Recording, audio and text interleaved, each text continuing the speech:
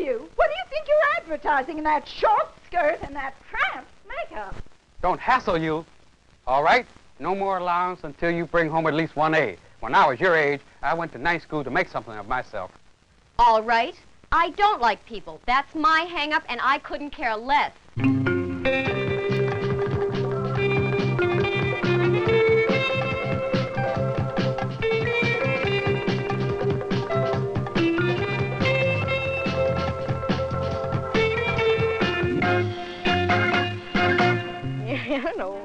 I know. Everyone else was in pink. Hi. Hi. We better go. Yeah, come on. Bye. Bye. Bye.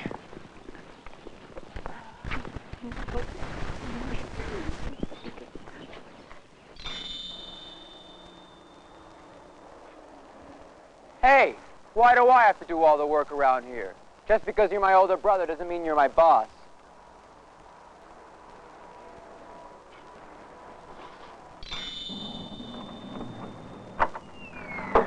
Yes, I know. But let's face it, Harold. She's not a pretty child, and I think she's going to have a hard time finding someone to marry her. Oh, you can't tell. She might get lucky. How can you be so stupid? Where were you when God gave out brains? Why aren't you like your sister?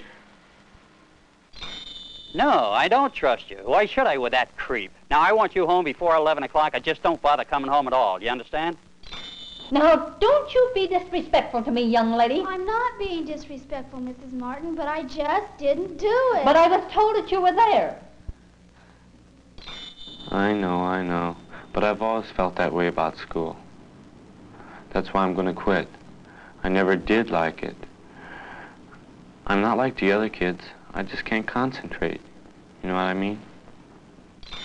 I don't care. I'm as old as Sharon. I'm no baby, Mother. I'm 14, and I have the right to choose my own clothes. Huh? Hey! Huh?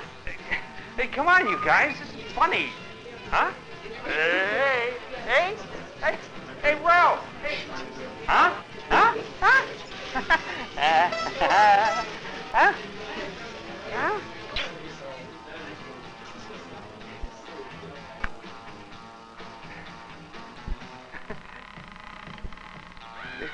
Come on, you guys. This is funny.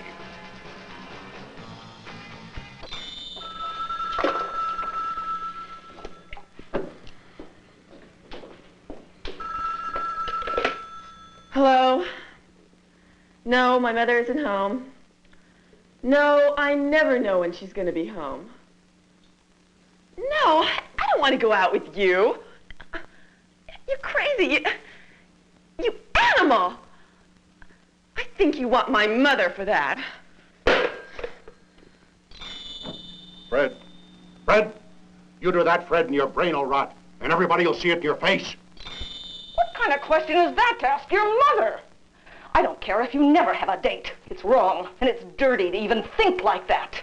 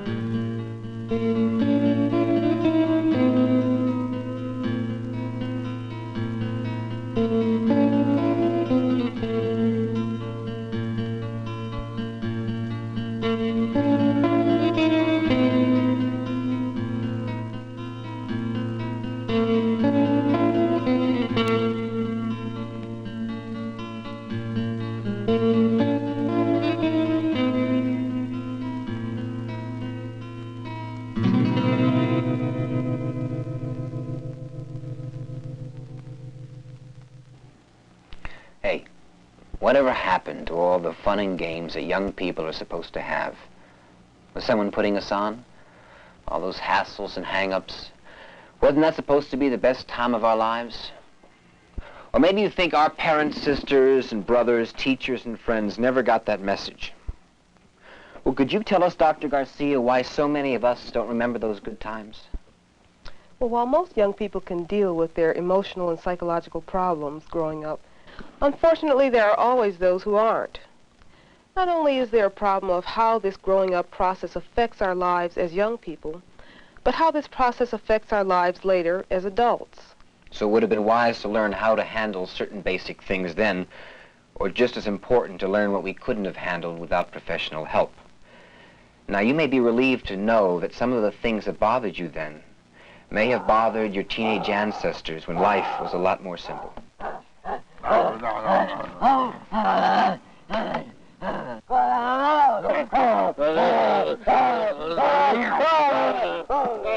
Not only did this kind of father put his son's best efforts down, while his wife tried to keep his daughter's neckline up, but some of their great-great-great-grandchildren are still doing it now as parents. And if you feel that time hasn't changed things much, let's see how distance affects an all-too-familiar hassle with Dad. If you permit, I'll do the translation. Ah, gee, Dad, I just gotta have the runners tonight. I've got a date. I don't care if you do.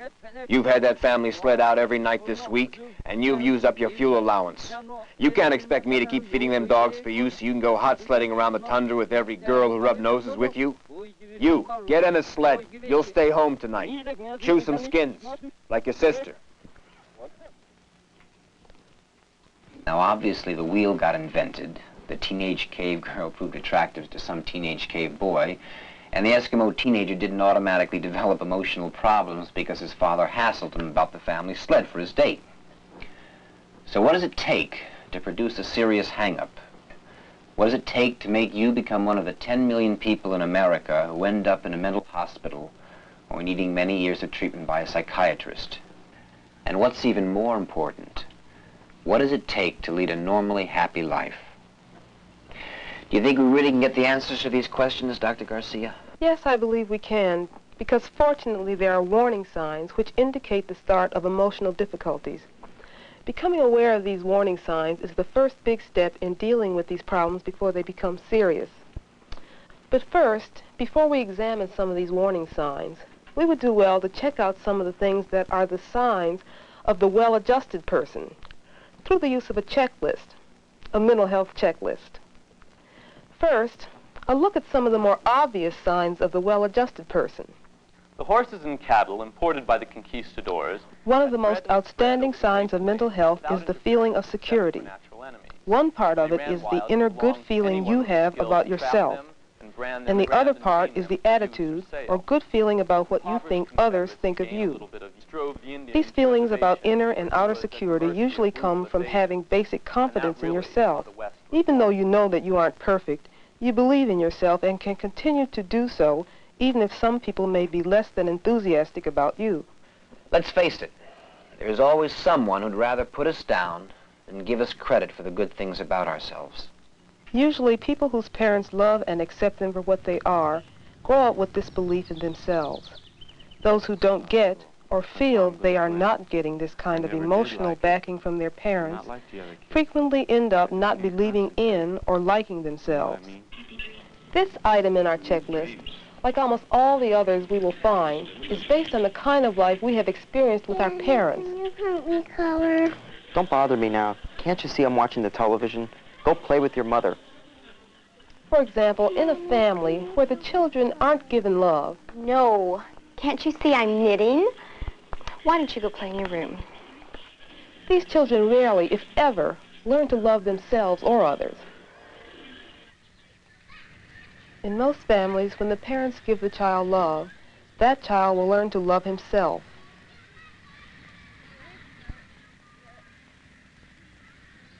And then go on to love others. In time, this ability to love others develops and grows until this child grows up to form a new family and love them. Wasn't that a smashing party last night? It certainly was. I had a great time. Unfortunately, there are too many families where the child doesn't receive real love, just substitutes like money or being permitted to do whatever he or she pleases. This permissiveness is never a good substitute for learning responsibility and respect for oneself and for others. And in the kitchen was George and Gloria. Oh, I heard some gossip. Tell me all the details. Mom, please listen. I've got a problem. It's terrible. It's me and John. Oh, don't worry. I'm sure everything will work out, really. Well, you know, I know at lunch this week there was a lot of gossip going on about Gloria. Just forget it then. I don't care. Honestly, what is the matter with that child? She has all the money she needs. God knows she has more clothes than I ever had at her age. She even has her own charge accounts. She can buy anything she wants. She has such a lovely home. And we just bought her a beautiful new car. I don't know what else she expects us to do for her. I don't know what more she wants from us. This can sometimes be a very big problem when some of these youngsters become members of the armed forces. Request permission to come aboard, sir? Permission granted. Thank you, sir. Request permission to see the captain, sir. Seaman Hansley, will you take this man to the captain's stateroom? Yes. Could you follow me, please? Thank you, sir. Specialist Buchanan, I would like for you to take Specialist Caldwell. When these permissively raised children suddenly find themselves in a non-permissive world, where rules and regulations are expected to be obeyed in the interests of maintaining order and organization. Now that person has to obey orders, live with strangers, and learn how to relate to members of different ethnic, racial, and religious groups, as well as those who didn't have his educational opportunities. Well, I guess the same thing would apply then for those young people who have to grow up and learn how to hold on to a job. It certainly does. 3 times I've told you that that's not the right... What's wrong with it? It's not the right filter for the car. It's been working okay for me. It can't work okay for you. It's not the right And it also applies to many people who keep on making the same mistakes over and over again, no matter how hard they try not to. These same people find it difficult to accept honest criticisms and get along with their supervisors. filter for that car. Hey, guys, this one is my tool. Generally, people like this don't get along with their co-workers either. People like this are showing signs of having grown up in an over-permissive family. However, for many young people, the reverse was true. They were frequently dominated by their parents to a point where they lost personal courage and belief in themselves. They may be so unsure of themselves that they frequently avoid contact in relationships with other people. Frequently, they reject love from other people, and worst of all, are not able to love or respect themselves either. Or they will go to the other extreme, of giving their friendship or love to those who don't deserve it, and accept disrespectful and self-destructive relationships willingly, sometimes desperately. I'll be back in a second, okay?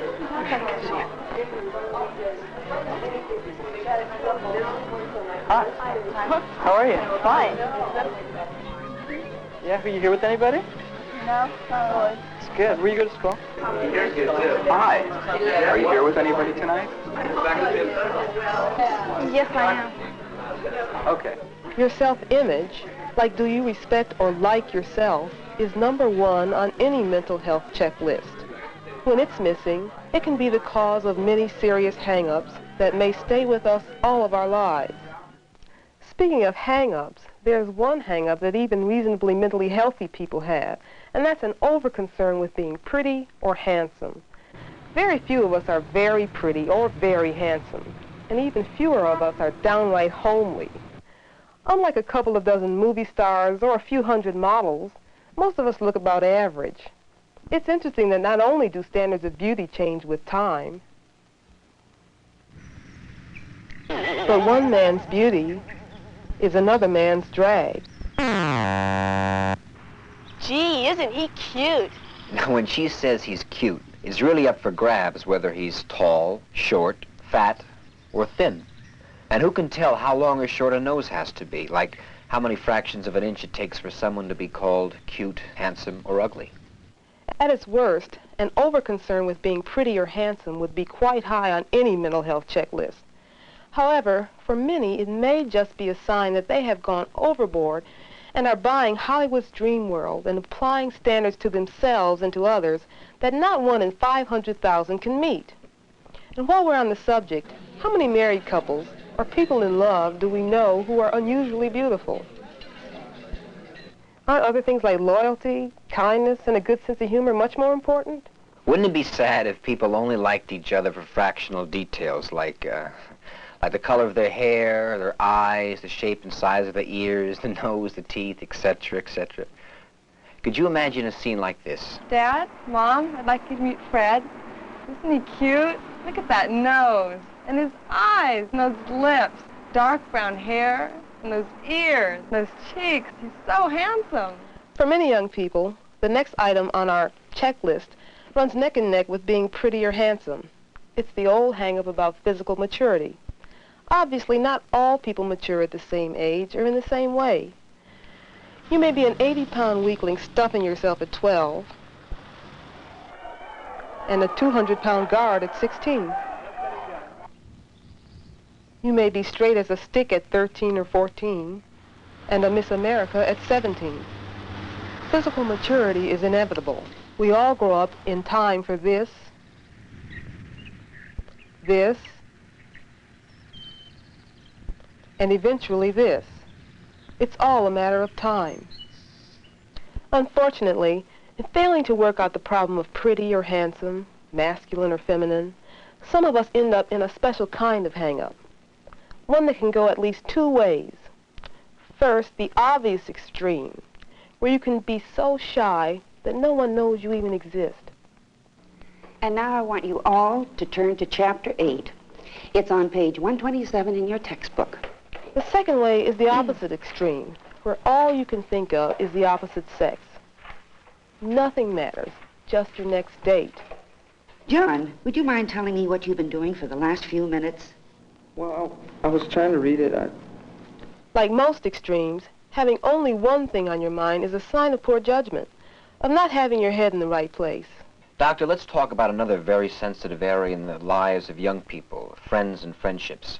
Now, is it mentally healthy for friends to have problems with each other? Up to a certain point. You owe me money. You left me flat. Don't boss me around. You're no friend. Youth is a time for learning how to get along with people, of discovering what there is about people and your relations with them that prepare you for life as an adult. As most of us have learned by now, it's a time of very intense and close friendships. I just think it would be better if we didn't see each other anymore. Friendships that can sometimes turn into very painful disappointments. Can you get that, Greg? My hands are wet. Okay. Hello? Hold on a minute, I'll see if she's home. It's Carol. What do you want me to say?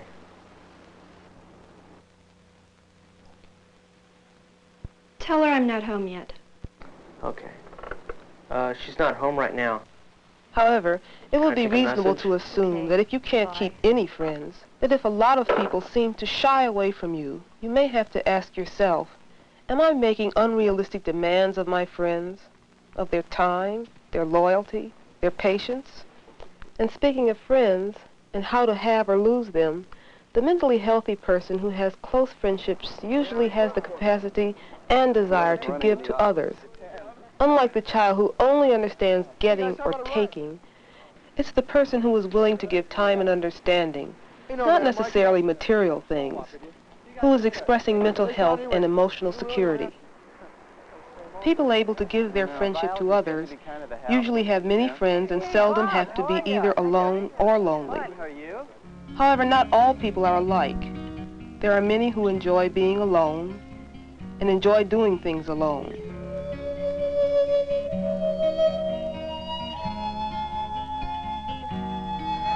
Actually, everyone is lonely sometimes, even in a crowd. From time to time, all of us feel lonely. There's nothing wrong with that. In the process of growing up, all of us experience loneliness from time to time, even as adults.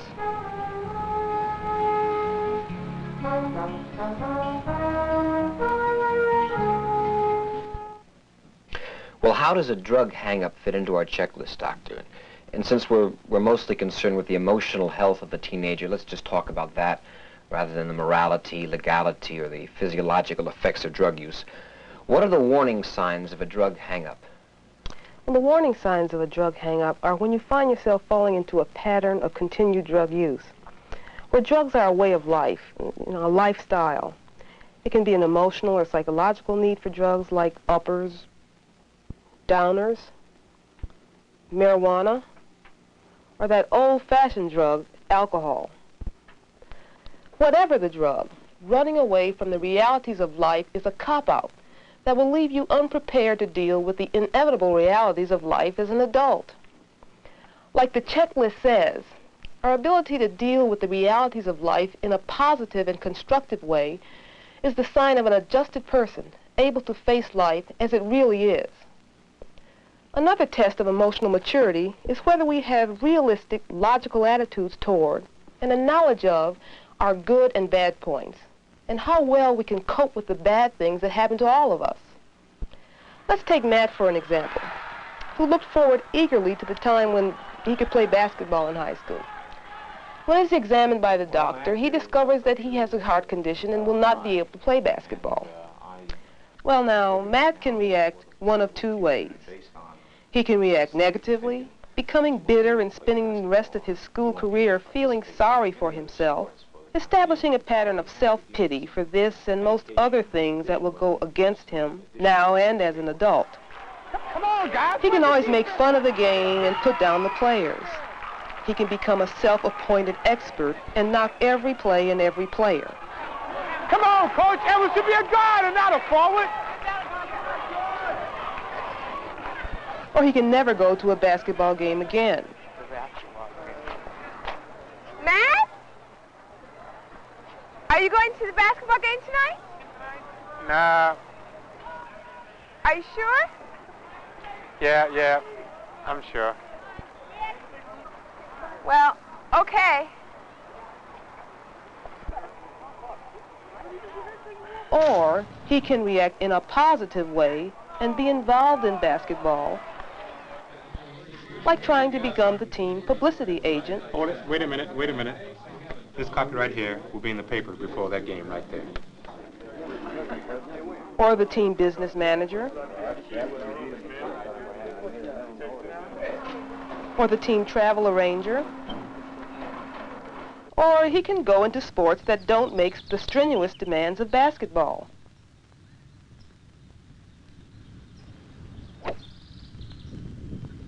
Okay, now. And of course, Matt can always adjust to being a well-informed spectator. It must be obvious that people can deal with disappointments and problems in at least two basic ways.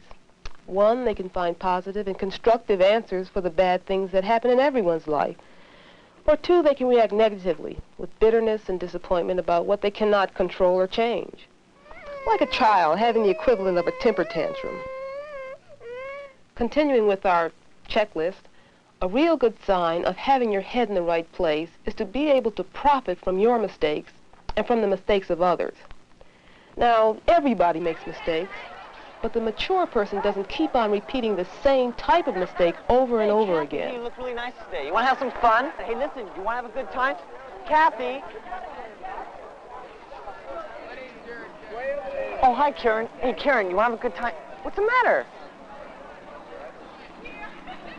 Oh, hi, Jackie. Hey, listen, I've got a car. You want to go to the dance tonight? Hey, look, it'll be fun.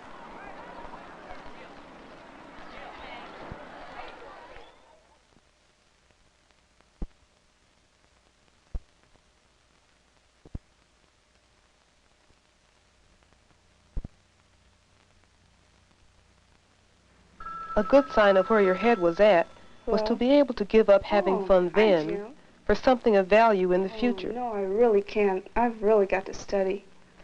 Yeah, I have a big test tomorrow. Maybe tomorrow night, okay? Dr. Garcia, could you tell us about extremes of behavior? Now, what types of extremes would fit into our checklist? Well, any self-respecting mental health checklist would also have to include these extremes of behavior.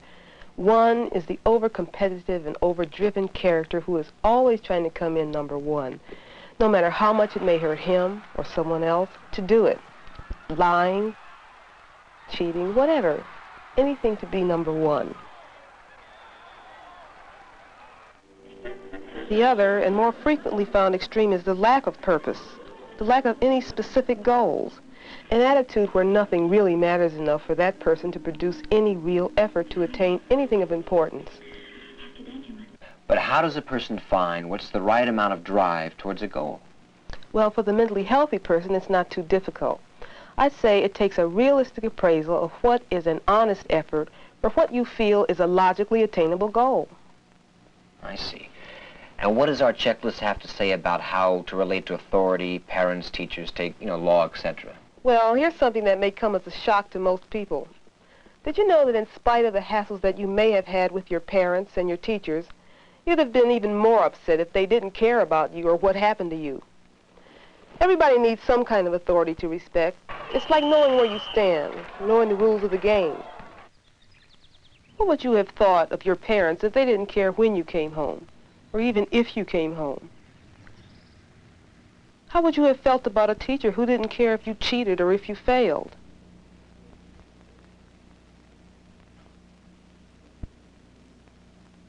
How would you feel about a policeman who didn't enforce the law? Now, obviously, there's going to be a difference of opinion between the teenager and the parent as to when and how much control and protection is necessary. Yes, of course. And we've saved for last the one item on our checklist which is probably the most critical of all, our relationship with our parents. What makes this relationship so tricky is that while the teenager is supposed to have a healthy drive to grow up and free himself from parental control and protection, at the same time, the good parent is supposed to control and protect the teenager. Now, working this out isn't easy. Mistakes are bound to be made on both sides. The important thing is that there be good faith between teenager and parent when the teenager is no longer a child, but still not an adult. It would be a sign of good mental health to understand this and to know that you have to earn your parents' confidence in your maturity. And to know that most parents want their children to learn to make proper decisions and handle responsibilities on their own. And it would be very mature for you to do as much as you can to close any communication gap between yourself and your parents at any age. Yeah, especially if you feel that some or most of your problems are with your parents. Yes, that's right. However, if you've tried and it hasn't worked out, or if you feel you just can't go to your parents with certain problems, and if you find that you can't work them out by yourself, then you can try talking to a close friend or relative, your doctor or your clergyman.